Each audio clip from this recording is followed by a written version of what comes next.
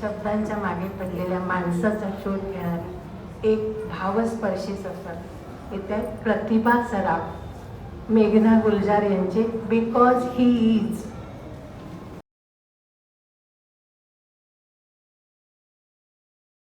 धन्यवाद. संपूर्ण सिंग कालरा अर्थात ज्ञानपीठ पुरस्कार विजेते पद्मभूषण गुलजारजी आणि आपल्या बोलक्या डोळ्यांचा प्रभावी वापर करणारी समर्थ सौंदर्यवती अभिनेत्री राखी गुलजार यांची एकुलती एक कन्या मेघना गुलजार. तलवार, राजी, सॅम बहादूर यासारख्या गाजलेल्या चित्रपटांची दिग्दर्शिका मेघना. तिचं एक तिची एक उल्लेखनीय कामगिरी म्हणजे तिनं गुलजारजींवर लिहिलेलं आत्मचरित्रात्मक पुस्तक बिकॉज ही इज. खरं म्हणजे तिने शेवटच्या प्रकरणात असा उल्लेख केला आहे की खरं तिच्या मनात नाव द्यायचं होतं पुस्तकाचं शीर्षक की I am because he is, पण शेवटी आय ॲम बाजूला सारलं आणि शीर्षक ठरलं बिकॉज ही इज. या पुस्तकात आपल्या वडिलांबरोबर झालेल्या गप्पांमधून, आपल्या वैयक्तिक आठवणीतून तिनं गुलजारजींचं व्यक्तिमत्व उलगडण्याचा प्रयत्न केला आहे. या पुस्तकाचा श्री अंबरीश मिश्र यांनी मराठीत अनुवाद केला आहे. त्या अनुवादाचं शीर्षक आहे ते आहेत म्हणून मी आहे, असं तिला म्हणायचं आहे. मेहता पब्लिशिंग हाऊसतर्फे तो प्रकाशित झाला. यातील काही भाग आपल्यापर्यंत पोहोचवण्याचा मी प्रयत्न करते. 1973 साली राखी आणि गुलजार यांचा विवाह झाल्यावर एका वर्षातच मेघनाचा जन्म झाला. मेघना ही बंगालमधली एक नदी आहे प्रसिद्ध. त्या नावावरून आईने तिचं नाव ठेवलं मेघना, तर वडील लाडाने तिला बॉस्की म्हणत. त्या दोघांचं हे नातं बहरत असताना एकीकडे राखीतील अभिनेत्री तिला सारखी खुणावत होती, तर गुलजारजींना मात्र हे पूर्णपणे अमान्य होतं. शेवटी मेघना फक्त 1.5 वर्षाची असताना ते दोघं वेगळे राहू लागले. मेघना कधी आईकडे तर कधी वडिलांकडे राहायची. तिचं बालपण अतिशय लाडाकोडात गेलंय. मी तिने म्हटलंय ओरिजिनल याच्यात की I was a pampered child.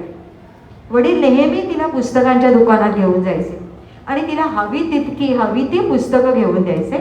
शिवाय ती 13 वर्षाची होईपर्यंत तिच्या प्रत्येक वाढदिवसाला गुलजारजी स्वतः एक पुस्तक लिहून तिला भेट द्यायचे. अर्थात ते कवी होते, त्यांना अशक्य नव्हतं, पण तरी देखील हे सातत्य बाळगणं ही नक्कीच कौतुकाची गोष्ट आहे. लहानपणी ती जेव्हा वडिलांकडे राहायला जायची तेव्हा वडिलांच्या शेजारी त्यांच्याच बेडरूममध्ये ती झोपायची आणि सकाळी लवकर उठून गुलजारजी सतारीचा रियाज करायचे. उत्कृष्ट सतारीस्ट आहेत ते सूर कानी पडल्यावर झोपेतनं अर्धवट जागी होऊन खुर्चीजवळ येऊन त्यांच्या मांडीवर डोकं ठेवून ती परत एकदा झोपायची. आणि नंतर तिची शाळेची तयारी करताना या छोट्या छोट्या गोष्टी मला मुद्दाम आपल्याशी सांगाव्याशा वाटतायत. म्हणून नंतर तिची शाळेची तयारी करताना तिला युनिफॉर्म घालणं, तिला व्यवस्थित लेस लावून तिचे बूट घालणं, एवढंच नव्हे तर तिच्या पसंतीस उतरतील अशा तिच्या 2 वेण्या घालणं, या अशा सर्व गोष्टी गुलजारजी अतिशय आनंदाने आणि नेटकेपणाने करत. आनंदाने तर बरेच पालक करतात, पण ते नेटकेपणाने करणं हे देखील महत्त्वाचं आहे. यावर आपल्या पुस्तकात मेघनाने लिहिलंय ती त्याच्या वडिलांना पापी म्हणत. म्हणजे पापी म्हणजे असं पापी नाही, पप्पाच्या अर्थाने पापी. तर तिने म्हटलं की गुलजारी असं सांगत की आपल्या मुलांपेक्षा आपल्याला जास्त चांगलं कळतं असा पालकांचा चुकीचा समज असतो. जैविकदृष्ट्या जरी पालकांचं वय मोठं असलं तरी जेव्हा मूल 1 वर्षाचं होतं तेव्हा पालक म्हणून ती व्यक्ती म्हणजे आई असतील किंवा वडील असतील ते देखील 1च वर्षाचे असतात, नाही का? म्हणजे मला हा विचार पटला. असं आपण म्हणतो ना की a child gives birth to a mother. तर जसं जसं मूल वाढत जातं तसं पालक म्हणून त्या व्यक्तीचं वय देखील समवयस्कच असतात ते असं. तर अशा ह्या विचारांमुळे मेघना आणि गुलजारजींचं वडील आणि मुलीचं नातं विकसित होत गेलं, दृढ होत गेलं. तिच्या लहानपणची एकदा गोष्ट तिने लिहिली आहे की ती खिडकीत बसून काहीतरी अशा रेघोट्या ओढत होती. त्यावर गुलजारजींना एक कविता सुचली. त्या कवितेच्या 4 ओळी मला आपल्याला उद्धृत करायचा मोह आवरत नाही म्हणून करते. ना ना रहने दो मत मिटाओ इन्हें, रहने दो मत मिटाओ इन्हें, इन लकीरों को यूं ही रहने दो, इन लकीरों को यूं ही रहने दो. नन्हे नन्हे गुलाबी हाथों से मेरी मासूम नन्ही बच्ची ने टेढ़ी मेढ़ी लकीरें खींची है, मेरी मासूम नन्ही बच्ची ने टेढ़ी मेढ़ी लकीरें खींची है. क्या हुआ अगर शक्ल ना बन सकी, त्यातनं काही नीट आकार नाही आला तर काय हरकत आहे. क्या हुआ अगर शक्ल बन ना सकी, मेरी बच्ची के हाथ है इनमें, मेरी बच्ची के हाथ है इनमें, मेरी पहचान है इन लकीरों में, मेरी पहचान है इन लकीरों में. एवढं त्या दोघांचं नातं अतिशय दृढ होतं. तर आपल्या आईबद्दल लिहिताना मेघना सांगते की मा, म्हणजे आईला ती मा म्हणायची, मा अतिशय कडक शिस्तीची भोगती होती. आणि तिने म्हटले की मी अगदी वडिलांच्या वळणावर गेले आणि आम्हाला दोघांना शिस्तीत वाढवायचं काम मात्र आईनेच केलं, असं तिने उल्लेख केलाय. त्याच्यानंतर तिने दिलंय की जेव्हा ती 10वी नंतर आपल्या इथे मरीन लाईन्सचं जे सेंट झेवियर्स कॉलेज आहे तिथे तिने ॲडमिशन घेतली आणि इतर मित्रमैत्रिणींसारखीच ती लोकलनं प्रवास करायची. तेव्हा तिने दिलंय की त्यावेळी माच्या तिला 1000 सूचना असत, म्हणजे जशा आपण देतो तशात आपल्या मुलांना, की डब्यामध्ये दरवाजावर उभी राहू नकोस, जास्त गर्दी असेल तर गाडीत चढूच नकोस, चक्क गाडी सोडून दे, आणि एवढं कशाला करतेस, खरं म्हणजे ट्रेनचा प्रवास नकोच करूस, आपली गाडी आहे ना, तू आपल्या कारनेच जा. हे सगळं वाचल्यावर राखीमधली अशी टिपिकल आई आपल्याला जाणवते. म्हणजे आपल्याला एका दृष्टीने माहिती आहे की ती एक समर्थ अभिनेत्री म्हणून, पण त्या तिघांचं नातं अतिशय छान फुलवत मेघनाने लिहिले. पुढे तिने म्हटलंय की फिलहाल हा मेघनाचा पहिला सिनेमा होता. फिलहाल हा मेघनाचा पहिला सिनेमा होता. त्यावेळी मेघनाने पहिलाच शॉट ओके केला. पहिला शॉट ओके केला, साहजिकच तिला भरून आलं असं आणि ती रडायला लागली. ती रडायला लागली म्हटल्यावर आई म्हणजे राखी देखील रडायला लागली. तिने म्हटलं की वडिलांच्या डोळ्यात थोडंसं पाणी तरळलं खरं, पण ते एकदम हसायला लागले आणि त्याने मला जवळ घेऊन मला पुरवायला. हा मला असा छान हृदय प्रसंग वाटला. तसंच तिने म्हटलं की लग्न करणार तिच्या बालमित्राशी तिने प्रेमविवाह केला. तर साधारणतः ह्या अशा गोष्टी आपण आईकडेच पहिल्यांदा बोलतो नाही का. तिने देखील तेच केलं. म्हणजे जरी आई कडक शिस्तीची असली तरी तिने ही बातमी तिने म्हटले की लग्न करणार ही बातमी मात्र तिने प्रथम आईला सांगितली आणि मग जरा वडिलांचा कल बघून वगैरे मग राखीने गुलजारजींना ही बातमी सांगितली. त्या दोघांचं आणखीन एक मला म्हणजे गुलजारजी आणि राखी यांचं नातं कसं होतं. आपण सगळे जाणतोच की ते वेगळे राहायचे पण त्यांच्यातलं पती पत्नीचं नातं देखील तसंच कायम होतं. तर त्याच्यात तिने उल्लेख केलाय, तो एक फोटो पण आहे त्याच्यात तिच्या पुस्तकात, की 1990 साली फिल्मफेअर अवॉर्ड राखीला मिळाला होता. राम लखन हा चित्रपट होता आणि त्याच्या सहाय्यक अभिनेत्री म्हणून राखीला ते मिळालं होतं अवॉर्ड. आणि त्याची अनाऊन्समेंट मात्र मुद्दामच त्यांनी ठरवलं असेल गुलजारजींच्या हस्ते त्याची अनाऊन्समेंट, म्हणजे त्यांच्या हस्ते तिला ते बक्षीस मिळणार होतं. तर तिने म्हटलंय की गुलजारजींनी अनाऊन्स करताना काय केलं, अजी सुनती हो, एवढंच ते म्हणाले. म्हणजे तिथे त्यांचं बायकोबद्दलचं प्रेम खूप छान दिसलं. अशा ह्या छोट्या छोट्या गोष्टी मला त्यातल्या खूप आवडल्या की जे ह्या तिघांचंही नातं म्हणजे आपल्याला वाटतं की चला की ते वेगळे राहतात म्हणजे काही त्यांचं आपापसात काही विशेष इंटरॅक्शन नसेल, पण तसं अजिबात तिने ह्या पुस्तकात लिहिलेलं नाहीये. पुढे एके ठिकाणी तिने लिहिलंय की लहानपणापासूनच आई वडिलांना असं वेगळं राहतानाच मी बघितलंय. जरा मोठी झाल्यावर मी त्यांना विचारलं की आपण एकत्र एक कुटुंब म्हणून का बरं राहत नाही. त्यावर त्या दोघांनी अतिशय समंजसपणे काहीही न लपवता मला सर्व परिस्थिती समजावून सांगितली. ती पुढे असं म्हणते की सिनेसृष्टीतील झगमगाटांपासून तिथल्या पार्ट्या समारंभ या सगळ्यांपासून त्याने तिला कटाक्षाने दूर ठेवलं. आणि ते आई वडील जरी सेलिब्रिटीज असतील तरी ते बाहेरच्या जगात, घरात फक्त ते तिचे आई वडील होते. ते त्यांचं नातं खूप छान त्याने डेव्हलप केलं होतं. तिला एक स्वतंत्र व्यक्ती म्हणून वाढवलं त्या दोघांनी आणि तिचा आत्मविश्वास फुलवला.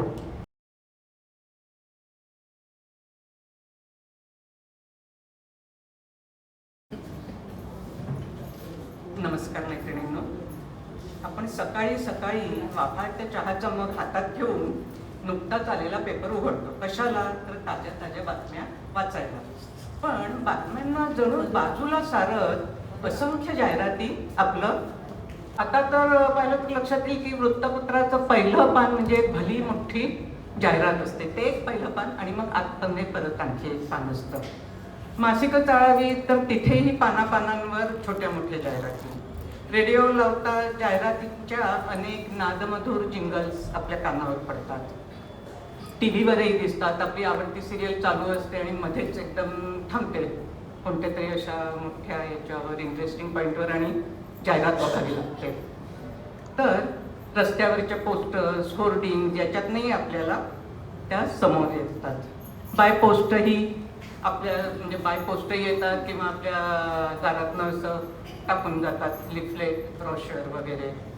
तर मंडळींनो, डॉक्टरी किंवा वकिली यांसारखे काही अपवादात्मक व्यवसाय सोडले तर इतर अनेक उद्योगांना यथायोग्य किंमत मोजून जाहिरात करावीच लागते.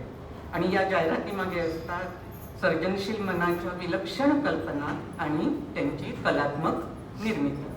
तर हो, जाहिरातही ही एक कलाच आहे. आपल्या पुराणात 14 विद्या आणि 64 कला सांगितल्या. तर आजच्या युगात जाहिरात ही एक 65वी कला म्हणून सर्वमान्य, राजमान्य झाली आहे. मी तर म्हणते की खरं तर जाहिरात कलेत विविध कलांची सांगड घातलेली आहे. लेखन म्हणजे जाहिरातीचं कॉपीरायटिंग, मग नंतर चित्रकला, छायाचित्रण, संगीत, ध्वनिमुद्रण, गायन आणि अभिनय सुद्धा. तर आज मी बोलणार आहे त्या पुस्तकाचं नाव आहे जाहिरातींचं जग आणि लेखिका आहेत यशोदा भागवत. हे पुस्तक